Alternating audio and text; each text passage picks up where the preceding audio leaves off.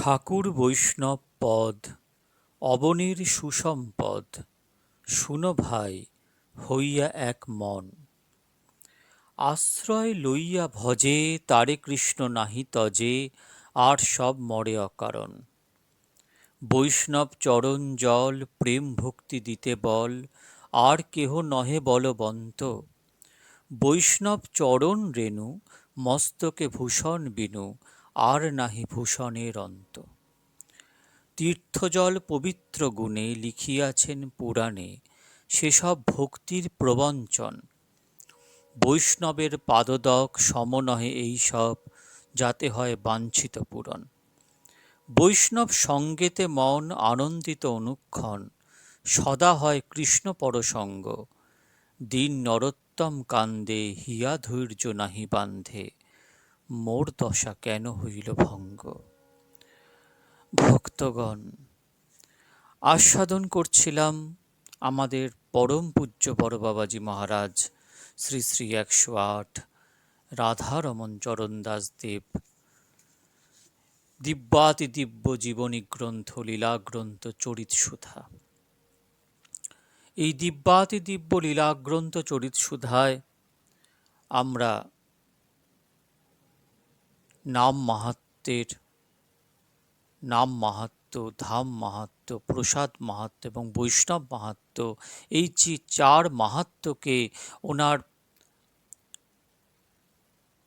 দিব্যলীলা গ্রন্থে তার চরিত্রের মধ্যে আমরা সাকার রূপে দেখেছি।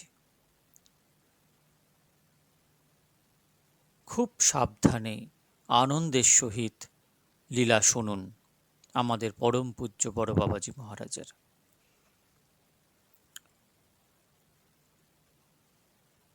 এর আগের দিন আমি আপনাদের সাথে আস্বাদন করেছিলাম স্বামী কেশবানন্দের সঙ্গে মিলন, যেখানে স্বামী কেশবানন্দের গৌরাঙ্গের সম্বন্ধে কিছু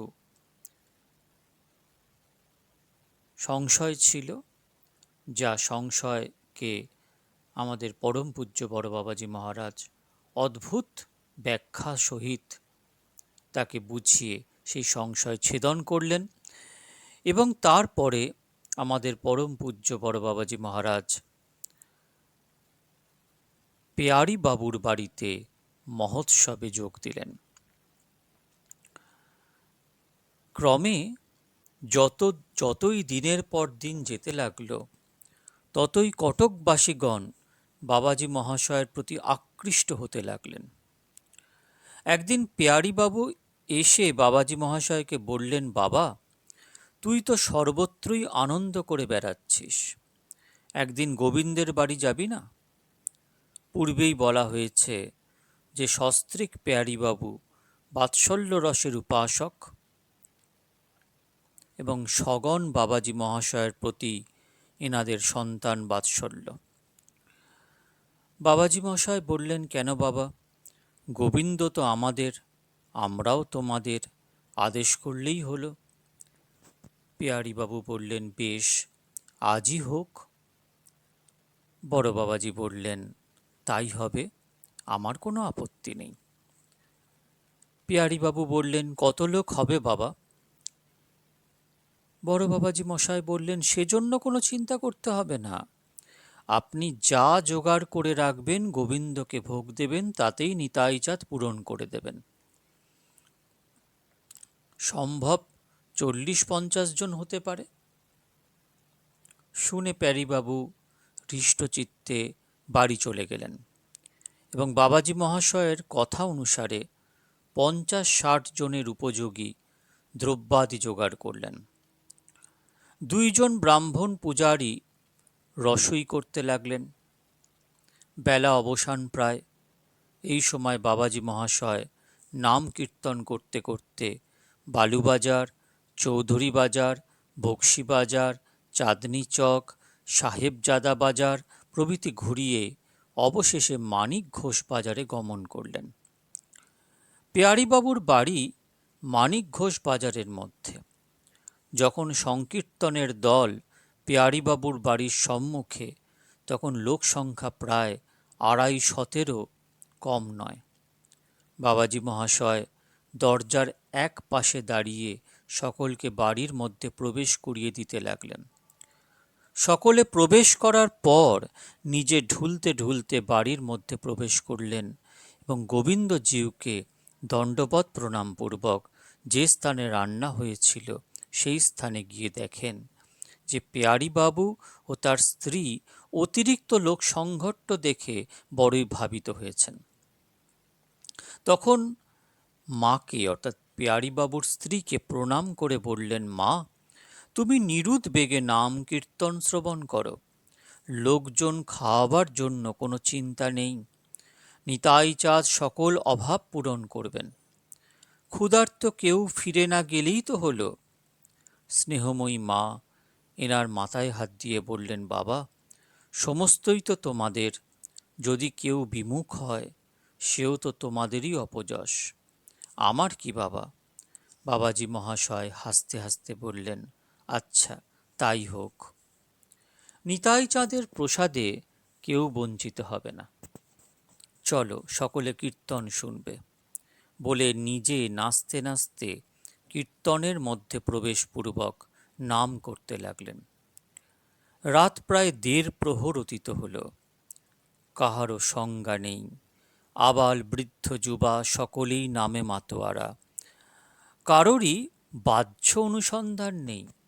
যারা বসে আছেন তারাও একাগ্র মনে এক দৃষ্টে বাবাজি মহাশয়ের মুখের দিকে চেয়ে আছেন। আবার যারা এর সঙ্গে কীর্তন করছেন তারাও এক প্রাণে এক তানে এনার সুরে সুর মিলিয়ে তালে তাল নৃত্য করছেন। পেয়ারীবাবুর ৩টি পুত্র কীর্তনে নৃত্য করছেন, নিজেও সেই নামানন্দে বিভোর। এইরূপে বহুক্ষণ সংকীর্তনের পর নাম সমাপ্তি করলেন। বাড়িতে স্থান অতি সংকীর্ণ, বসবার অসুবিধা দেখে হবে বুঝতে পেরে বাবাজি মহাশয় নিজে সকলকে বসিয়ে দিতে লাগলেন। সকলেই নির্বিকারে একত্রে বসে যেতে লাগলেন। পংক্তি বা জাতির বিচার যেন ভয়ে সেই স্থান থেকে দূরে পলায়ন করল। পরিবেশনের ভার ললিতা দাসী ও কুসুম দাসীর ওপর।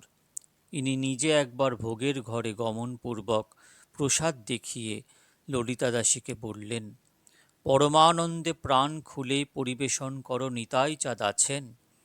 ললিতা দাসী বললেন, আপনি মহাপ্রসাদ পেতে বসুন, কোনো চিন্তা নেই। তখন বাবাজি মহাশয় কয়েকটি ব্রাহ্মণকে নিয়ে মধ্যস্থানে পঙ্গতে বসলেন। পঙ্গত আরম্ভ হল। আনন্দের অবধি নেই। স্থানাভাবে সকলে একসঙ্গে বসতে পারেননি। এর সঙ্গী রাধা বিনোদ, কিশোরী গোপাল, অদ্বৈত দাস প্রভৃতি কয়েক মূর্তি এক এক কোণে এক একজন দাঁড়িয়ে নিতাই গৌর ও রাধা গোবিন্দের গুণকীর্তন করছেন। বাবাজি মহাশয় প্রেমানন্দে বিভোর হয়ে অর্ধমুদ্রিত নেত্রে ঢুলছেন। ভোগের ঘর হতে যতই মহাপ্রসাদ বের হচ্ছে ততই যেন নিতাই চাঁদ জুগিয়ে যাচ্ছেন। নিতাই চাঁদের ভাণ্ডার পূর্ণ রয়েছে। এই রূপে পরমানন্দে সে পঙ্গত উঠতে না উঠতেই অপর একদল সেই পাতায় বসে পড়ল। তাদের পঙ্গত শেষ হলে প্রায় ৩০-৪০ জন স্ত্রীলোক সেই পাতায় প্রসাদ পাওয়ার পর পেয়ারীবাবুর স্ত্রী ভোগের ঘরে যেয়ে দেখলেন তখনও প্রায় ৭-৮ জনের উপযুক্ত প্রসাদ রয়েছে। ভক্তির মূর্তি পেয়ারীবাবুর স্ত্রী একেবারে বালিকার ন্যায় কেঁদে ফেললেন। এর অলৌকিকী শক্তি দর্শনে সকলেই বিস্মিত হল। ৫০-৬০ জনের উপযুক্ত মহাপ্রসাদ প্রায় ৩০০ লোকে পরিপূর্ণভাবে পেল। যারা রান্না করছেন তারা আশ্চর্যান্বিত হয়ে পরিবেশনকারিণী ললিতা দাসীকে জিজ্ঞাসা করলেন, কিরূপে এত লোকের পূরণ হলো? তিনি বললেন, আমি কি জানি, প্রয়োজন মতো ডাল তরকারি মহাপ্রসাদ নিয়ে পরিবেশন করতে যাই, এই পর্যন্ত জানি। তারপর কোথা হতে যে আসলো বা কিরূপে সকলের পূরণ হলো তা একমাত্র গুরুদেব জানেন। আমার তখন এসব ভাববার অবকাশ থাকে না। এইরূপ কথোপকথন হতে লাগলো। এদিকে রাত্রি অধিক হওয়ায় আর বিলম্ব না করে এরা নাম করতে করতে বাসায় রওনা হলেন। বাবু ভায়াগণ বাবাজি মহাশয়ের নিকট বিদায় গ্রহণ পূর্বক স্বস্থানে গমন করলেন। এরাও বাসায় এসে বিশ্রাম করলেন। উড়িষ্যা ভ্রমণকালে প্রায় প্রত্যহই বাবাজী মহাশয়ের এইরূপ ঐশ্বর্য বিকাশ দেখা যেতে লাগল। একদিন প্রাতঃকালে জনৈক ভক্ত এসে সগণে বাবাজী মহাশয়কে নিমন্ত্রণ করবার প্রার্থনা করলে বাবাজী মহাশয় স্বীকৃত হলেন। ভক্তটি জিজ্ঞাসা করলেন, আজ্ঞে সঙ্গে অনুমান কত লোক হবে? বাবাজী মহাশয় মৃদু হেসে বললেন, তোমার কতজনকে বলবার ইচ্ছা? ভক্ত বললেন, আজ্ঞে আমার কোনো ইচ্ছা নেই, আপনার যা ইচ্ছা তাই হবে। বড় বাবাজী মহাশয় বললেন, আমি আর কি বলবো, কীর্তনের সঙ্গে যদি 10 জন অধিক যায় তাহলে তোমার পরম সৌভাগ্য মনে করতে হবে। আজ্ঞে তাতে আমার কোনো আপত্তি নেই, তবে পূর্ব হতে না জানলে কিরূপভাবে জোগাড় করব?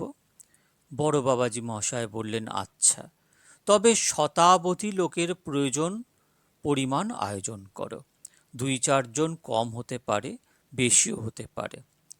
তখন ভক্তটি হৃষ্টচিত্তে বাড়ি চলে গেলেন। বাবাজী মহাশয়ের নিমন্ত্রণে যাবার নিয়ম রাত্রে, কারণ দিবসে নিমন্ত্রণ হলে সকলে সমানভাবে যোগদান করতে পারে না। অথচ কীর্তন শুনবার জন্য বহু লোকের প্রাণে উৎকণ্ঠা থাকে। কাজেই দিবসে বাসায় ঠাকুরের ভোগ হয়, রাত্রে নিমন্ত্রণে যাওয়া হয়। সেদিনও তাই হলো। অপরাহ্ন সময় এদেরকে নিয়ে যাবার জন্য ভক্তটি এসে উপস্থিত হলে বাবাজী মহাশয় সঙ্গীগণ সহ নাম ধরে বের হলেন। ক্রমে বালুবাজারের রাস্তা ধরে কটক শহর পরিভ্রমণপূর্বক ভক্তটির বাড়িতে উপস্থিত হলেন। ভক্তটি জাতিতে ময়রা, যথেষ্ট অর্থশালী, প্রবাদ যে লোকটি একটু ব্যয়কুণ্ঠিত, কিন্তু আজ তাঁর হৃদয় খুলে গিয়েছে। বাবাজী মহাশয় 100 লোকের কথা বলেছিলেন, কিন্তু তিনি প্রায় 200 লোকের পরিমাণে আয়োজন করেছেন। কীর্তনের সঙ্গে লোকসংখ্যা অতিরিক্ত দেখে ভক্তটি চিন্তিত না হয়ে বরং আনন্দিত হলেন। বহুক্ষণ কীর্তনের পর বাবাজী মহাশয় নাম সমাপ্তি করে যেমন উপবেশন করলেন, অমনি দুর্গাপ্রসাদ দত্ত এবং বলরাম মহাপাত্র নামক 2টি যুবক এসে এনার সম্মুখে বসলেন। এনাদের মধ্যে আজ 3 দিন হতে বাদ বিতণ্ডা চলছে। এ বিবাদ বিষয় বা ধন জন নয়, এ বিবাদ উভয়ের ইষ্টদেব নিয়ে। দুর্গাপ্রসাদ জাতিতে গন্ধ বণিক, বৈষ্ণব সম্প্রদায়ভুক্ত, কৃষ্ণ মন্ত্রে দীক্ষিত। ওর মত কৃষ্ণ ভজনই সর্বশ্রেষ্ঠ, শ্রীকৃষ্ণই একমাত্র ঈশ্বর, অপরাপর দেবদেবীগণ তার অংশকলা বিশেষ। বলরাম মহাপাত্র দুর্গাপ্রসাদ অপেক্ষা কিঞ্চিৎ বয়োজ্যেষ্ঠ। তিনি বলেন, শক্তি উপাসনাই সর্বপ্রধান। জগতে যাবতীয় কার্য একমাত্র শক্তির খেলা, শক্তি ভিন্ন সৃষ্টিকার্যই হতে পারে না। কৃষ্ণ শক্তির উপাসনা করে থাকেন। আদ্যাশক্তি ভগবতীকে না ভজলে মনুষ্য জীবন বৃথা ইত্যাদি ভাবে উভয়ের নিজ নিজ ইষ্টপক্ষ সমর্থনের জন্য 3 দিন কাল সমানভাবে তাদের মধ্যে বাদ বিতণ্ডা চলছিলেন। কেউ কাউকে পরাস্ত করতে না পেরে আজ উভয়ে বড় বাবাজী মহাশয়কে মধ্যস্থ পদে বরণপূর্বক উপস্থিত হলেন, কিন্তু কেউ বলতে সাহস পাচ্ছেন না। বাবাজী মহাশয় মৃদু হেসে বললেন, তোমাদের দুজনের মুখ দেখে বোধ হচ্ছে তোমরা কিছু বলতে এসেছ, কিন্তু সন্দেহ। কি সন্দেহ বলো? আমি নিজে না জানলেও অপরের নিকট জেনে তোমাদের সন্দেহ ভঞ্জন করব। তখন সাহস পেয়ে উভয়ই বলে উঠল, আজ্ঞে শক্তির উপাসনা শ্রেষ্ঠ কি কৃষ্ণের উপাসনা শ্রেষ্ঠ?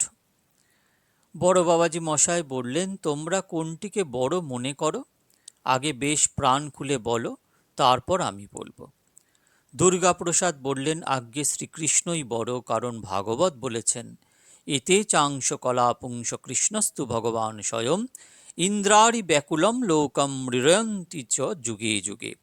শ্রী চৈতন্য চরিতামৃতে বলেছেন, যুগ প্রবর্তন হয় অংশকলা হইতে, আমা বিনু কেহ নারে ব্রজপ্রেম দিতে। যখন আমাদের প্রেমই প্রয়োজন, তখন শ্রীকৃষ্ণকে না বুঝলে কিরূপে চলবে? আরও বলেছেন, শ্রেয়াংশ্রী শ্রেয়াংসি তত্র খলু সত্যতনোর নৃণাংশু। এ তো গেল শাস্ত্রের কথা। স্বভাবত ব্যবহারিক জগৎ দেখতে গেলেও তো শাক্তদের আচরণ কত ঘৃণিত দেখুন। মদ্য মাংস নিয়ে কি কখনো ভগবানের উপাসনা হয়? এসব তো আসরিক ব্যাপার। কালী দুর্গার যত কিছু লীলা খেলা, তার মধ্যে মারামারি কাটাকাটি ভিন্ন কোনটি আছে?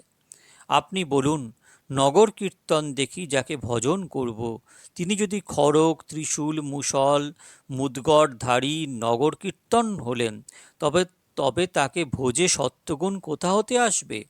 অকাম সর্বকাম বা মোক্ষকাম উদারধি তীব্রেণ ভক্তিযোগেন যজেত পুরুষং পরম। কালী দুর্গা প্রভৃতি সকাম দেবতা ভোজে কখনোই পরমার্থ লাভ হতে পারে না। শাক্তের সহিত বৈষ্ণবের তুলনাই অসম্ভব।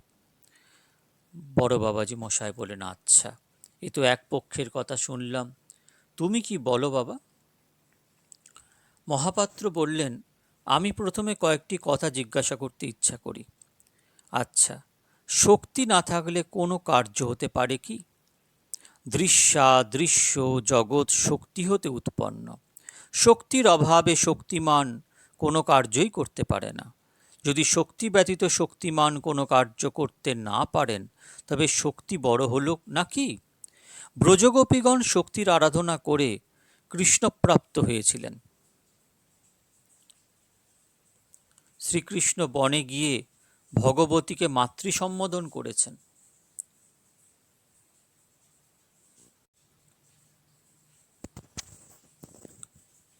মাও কৃষ্ণকে কোলে নিয়ে দশহস্তে নবনী খাইয়েছেন। এতে আমরা কি বুঝলাম? দেবতাদিগের রক্ষার্থে তারা মায়ের নিকট প্রার্থনা করায় মা অসুরদিগকে বিনাশ করবার নিমিত্ত অস্ত্র ধারণ করেছিলেন। মা ভক্তবাঞ্ছা কল্পতরু, তার নিকট ভক্ত যা প্রার্থনা করবেন তা কি তা পূরণ করবেন না? রামচন্দ্র কৃষ্ণচন্দ্র প্রভৃতি কখনো অস্ত্র ধারণ করেন নাকি? অতএব যখন শক্তি না হলে কোনো কার্যই সাধিত হতে পারে না, তখন শক্তিই যে সর্বশ্রেষ্ঠ, এ কথায় সন্দেহ থাকতে পারে না। বড় বাবাজি মশাই বললেন, আচ্ছা, তোমাদের মতামত শুনলাম। এখন দুইজনের হৃদয়ের দেশভাব পরিত্যাগপূর্বক আমার কথা শোনো। হিংসা দেশপূর্ণ হৃদয়ে বিশুদ্ধ বস্তুর ধারণা হতে পারে না। আমার মতে তোমাদের দুজনের ধারণাই ভুল। শক্তি এবং শক্তিমানের গুরুত্ব লঘুত্ব নিয়ে বিচার সম্ভব নয়।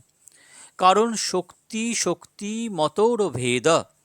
প্রাকৃত রাজ্যের কথা ভেবে দেখো, অগ্নি এবং দাহিকা শক্তি, এদের লঘুত্ব বা গুরুত্ব অথবা দুইয়ের পৃথকত্ব কেউ নির্ধারণ করতে পারে কি?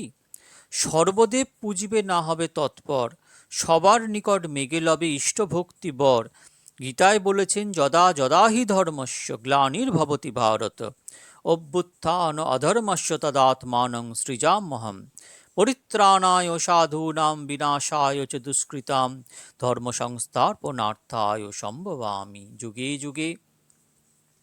সাধকানাং হিতার্থায় ব্রহ্মণ রূপকল্পনা। অন্যত্র আছে, পুরাণে আছে, দেবানাং কার্য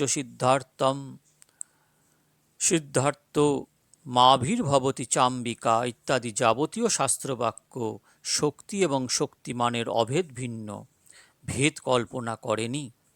তুমি শ্রীমদ্ ভাগবতের প্রমাণ দেখালে, এতে চাংশ কলাপুংস কৃষ্ণস্তু ভগবান স্বয়ং। বেশ, কৃষ্ণ অংশী, অপর সমস্ত তার অংশকলা বিশেষ। এতে কি বুঝলাম? অংশী এবং অংশ বা অবতারী এবং অবতারে পার্থক্য সম্ভব কি? এক একটি কার্যসিদ্ধির জন্য দেশ কাল পাত্র অনুযায়ী ভগবানের এক একটি রূপ ধারণা করা ভিন্ন, আর কিছুই নয়। ভগবানের কোনো অবতারের ক্রিয়াকলাপ বা লীলাখেলা নিয়ে সমালোচনা করা সম্পূর্ণ সাধনা বিরুদ্ধ। আমাদের প্রাকৃত চক্ষু এবং সংকীর্ণ বুদ্ধি নিয়ে আমরা যে কোনো লীলা দেখতে যাব, তাতে দোষের সংস্রব। প্রতারণা, নিষ্ঠুরতা, স্বার্থপরতা দেখতে পাব। যদি ভগবৎ স্বরূপেই দোষের সংস্রব রইবে, তবে জীবের আর উপায় কি? শ্রুতি, স্মৃতি, পুরাণ, তন্ত্র, ইতিহাস আদিতে ঋষিদিগের যে মতদ্বৈধতা দেখা যায়, সে কেবল উপাসকের রুচি বা অধিকার বিভেদের জন্য বই আর কিছুই নয়। ত্রয়ী সাংখ্যং যোগ পশুপতি মতং বৈষ্ণবমিতি প্রভিন্নে প্রস্থানে পরমিদমদপথ্যমিতি চ রুচিনাং বৈচিত্রাৎ ঋজুকুটিল নানাপথযুষাং নৃণামেক গমস্তমৌষি পয়সার্মর্ণব ইব। শিবমহিমস্তোত্রম পুষ্পদন্ত প্রণীত। আমাদের নিজ নিজ প্রবৃত্তি অনুসারে উপাসনা এবং আচারগত এতই পার্থক্য হয়ে পড়েছে যে ওই পার্থক্য উপাসক দিগকে অতিক্রম করে উপাস্য দিগের উপর পর্যন্ত বর্তিয়েছে। নির্বিকার, নিষ্কাম, বিশুদ্ধ বৈষ্ণব ধর্মের মধ্যে কল্পিত উপধর্ম ভাব অত্যন্ত বিস্তার লাভ করেছে। স্ব স্ব ইন্দ্রিয় বৃত্তি চরিতার্থমূলক ওই উপধর্মের প্রভাবে মহাপ্রভুর বিশুদ্ধ পথে লোক কতই না কলঙ্ক আরোপণ করেছেন। এমনকি শিক্ষিত ভদ্র সমাজে বৈষ্ণব ধর্মের প্রতি এতই অশ্রদ্ধা এসেছে যে ওই অশ্রদ্ধা ধর্মযাজক দিগকে অতিক্রম করে ভগবানকে পর্যন্ত স্পর্শ করেছে। এইরূপ শাক্তদিগের মধ্যে হয়েছে তন্ত্রাদিত শক্তির উপাসনা প্রণালী যেরূপ পাওয়া যায়, তাতে দেশ কাল পাত্র অনুসারে আচার নির্দেশ করা হয়েছে। ওই সমস্ত অনুসন্ধান না করে নিজ প্রবৃত্তির বলে যথেচ্ছাচার প্রয়োগবশত লোকের দৃষ্টিতে নানারূপ বিরুদ্ধভাব প্রকাশ পেয়ে ওই আচার ভ্রষ্টতা উপাসক দিগকে অতিক্রম করে উপাস্যগণের উপর পর্যন্ত ন্যস্ত হয়েছে। তাই পঞ্চদেবতার ওই উপাসকগণ প্রায়ই পরস্পরের প্রতি দেশ হিংসা করে থাকেন। তন্ত্রে দিব্যাচার, বীরাচার, পশ্চাচার এই ত্রিবিধ আচার নির্দেশ করেছেন। বিদ্যাচার দেবতাগণের পক্ষে, বীরাচার ও পশ্চাচার মনুষ্যগণের পক্ষে বিহিত হয়েছে। ক্ষত্রিয় ধর্মা অবলম্বী রাজস প্রকৃতির লোক সকল বীরাচার মতে এবং সাত্ত্বিক ভাবাপন্ন ব্যক্তিগণ পশ্চাচার মতে শক্তির উপাসনা করে থাকেন। এমনকি তন্ত্রাদিতে অনেক স্থানে কলিতে একমাত্র পশ্চাচারেরই মায়ের উপাসনার বিধান রয়েছে। পশ্চাচার অর্থাৎ সাত্ত্বিক আচার, যাতে মদ্য, মাংস আদির সংস্রব নেই।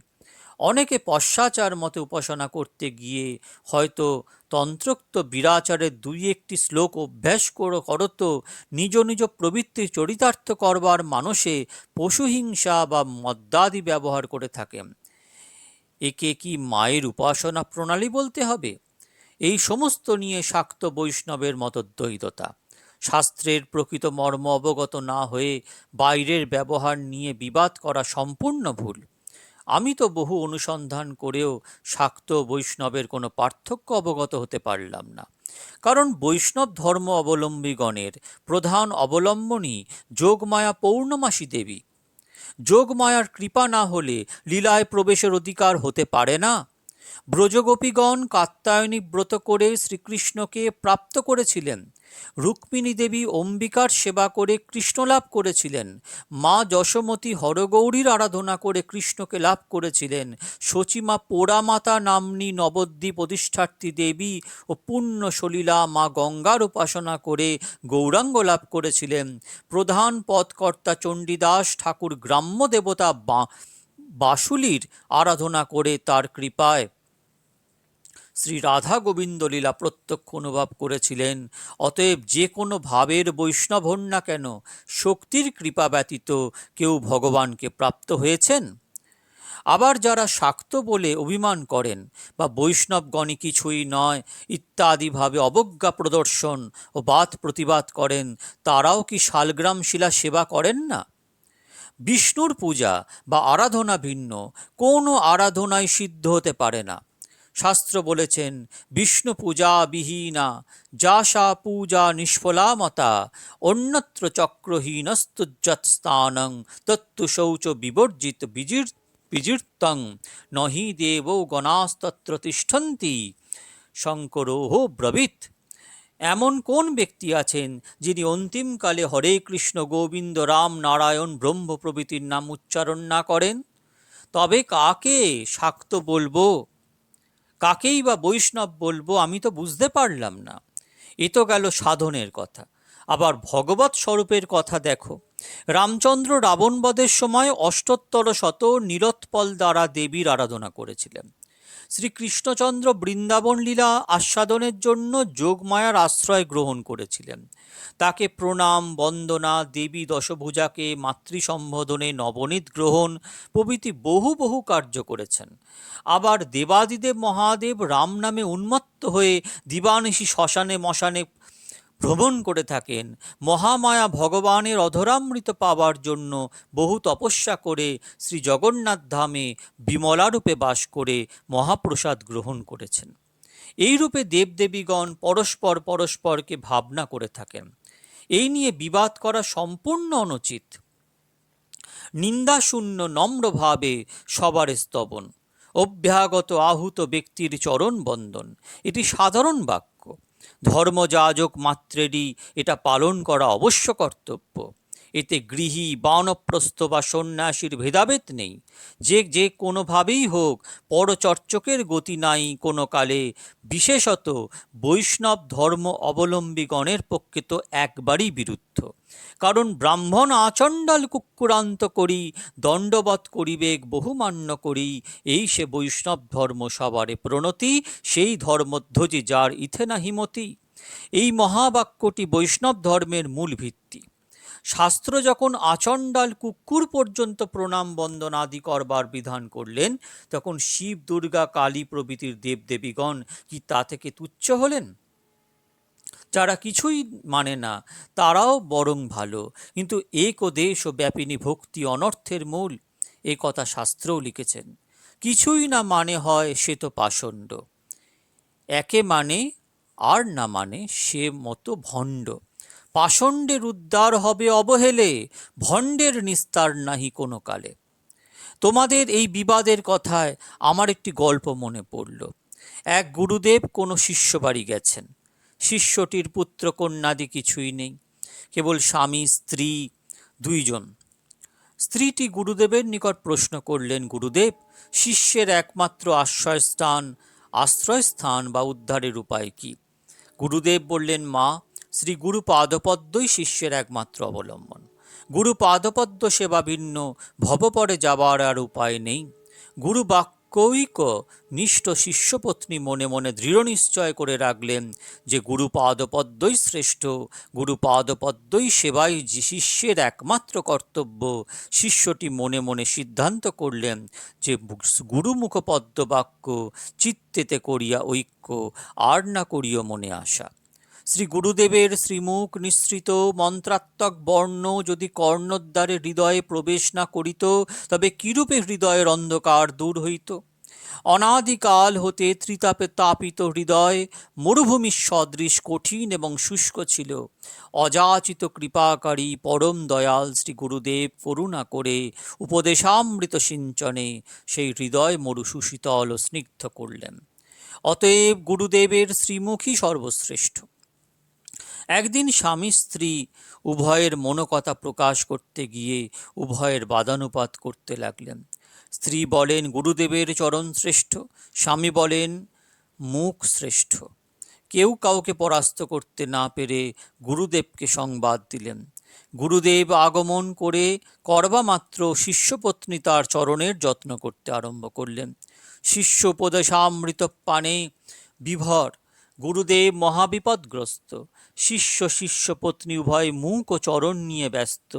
বসবার আসন বা আহারাদির ব্যবস্থা করেন কে? গুরুদেব দ্বীপ প্রহরের সময় এসেছেন। কে তাকে বাতাস করে সুস্থ করবে?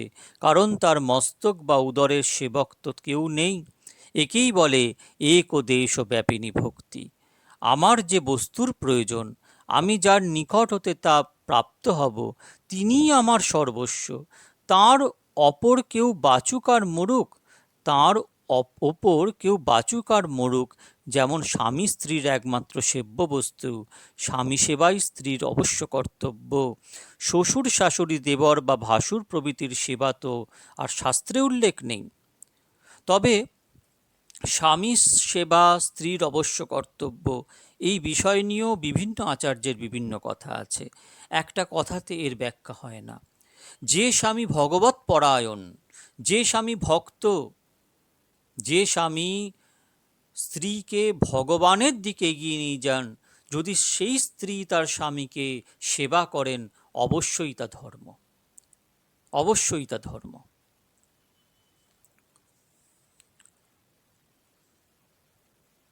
পূর্ণতম শ্রীকৃষ্ণকে যিনি ভজনা করবেন, শিব দুর্গা তো দূরের কথা, তৃণলতা কীট পতঙ্গকে পর্যন্ত যদি তিনি প্রীতি বা ভক্তির চোখে না দেখেন বা পূজা না করেন, তবে তার কৃষ্ণ ভজনের অঙ্গহানি হবে। আরেকটি কথা জিজ্ঞাসা করি, যারা বিষ্ণুর আরাধনা করেন তারা বৈষ্ণব, এবং যারা শক্তির আরাধনা করেন তারা শাক্ত। বেশ কথা। যারা স্ত্রী সম্প্রদায় বৈষ্ণব, তাদেরকে শাক্ত বলবে না বৈষ্ণব বলবে? তারাও তো শক্তির উপাসনা করে থাকেন। মাধুর্যভাবে ব্রজ উপাসকগণ শ্রীমতী রাধারানীর আরাধনা করে থাকেন, তারাও শাক্ত। যদি বলো বিষ্ণু শক্তিকে ভজলেই বৈষ্ণব বলবো, অপর শক্তিকে ভজলে শাক্ত বলবো, বেশ কথা। মার্কেন্ড পুরাণ অন্তর্গত চণ্ডীর নারায়ণী মাহাত্ম্যে দেখো, সর্বমঙ্গল মঙ্গলে শিবে সর্বার্থ সাধিকে শরণ্যে ত্রম্বকে গৌরী নারায়ণী নমস্তুতে ইত্যাদি শত শত স্থানে ভগবতীকে নারায়ণী বলেছেন। তাই বলি, এই বিভেদ উপাস্যগত নয়, এই বিভেদ আচারগত। সাত্ত্বিকভাবে যিনি যাকেই ভজন করুন না কেন, তিনিই বৈষ্ণব, কারণ বিষ্ণুর একটি নাম সত্য। যে স্থানে সাত্ত্বিকভাবে থাকবে, সেই স্থানে অপর কারো অধিকার থাকতে পারে না।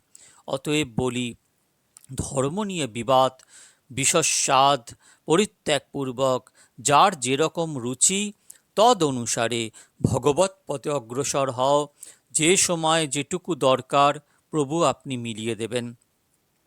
শঙ্কর শঙ্করী, পরম বৈষ্ণব বৈষ্ণবী, জগতের পিতামাতা। সমস্ত জগৎ প্রকৃতি, সচ্চিৎ আনন্দ গোবিন্দই একমাত্র পুরুষ। উপযুক্ত পাত্রের সঙ্গে সম্বন্ধ স্থির করতে হলে পিতামাতাই করে থাকেন। অতএব সর্বাগ্রে পরম বৈষ্ণব জগৎগুরু শঙ্কর শঙ্করীর আরাধনা করো, তাদের কৃপা হলে তবে শ্রী রাধা গোবিন্দ লাভ করবে।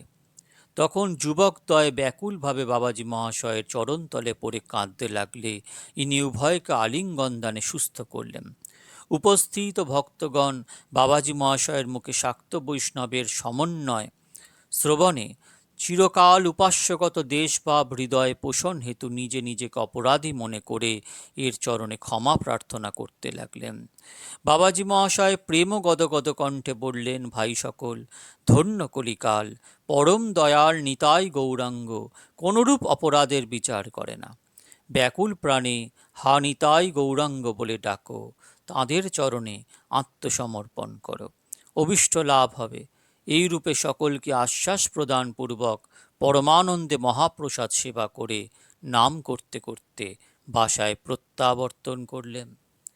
ভক্তগণ, এই হলো আমাদের বড় বাবাজী মহারাজ।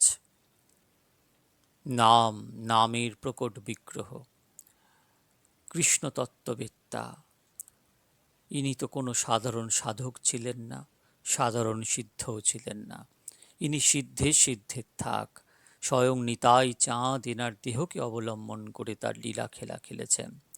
যা লীলা করেছেন তা আমরা যখন দেখি বুঝি, তখন নিতাই গৌরাঙ্গে লীলার সাথে কোনো প্রভেদ দেখা যায় না। আজ এটুকুই। পরের দিন বড় বাবাজী মহারাজের আরও অনেক দিব্যাতিদিব্য লীলা আস্বাদন করব। আপনারা সব ভালো থাকবেন। জয় জয় পরম পূজ্য বড় বাবাজী মহারাজ, জয় জয় নামাচার্য রামদাস বাবাজী মহারাজ, জয় সখীমা, জয় আমার সদ্গুরুদেব, জয় নিতাই গৌর হরিবোল, জয় বন্ধু সুন্দর।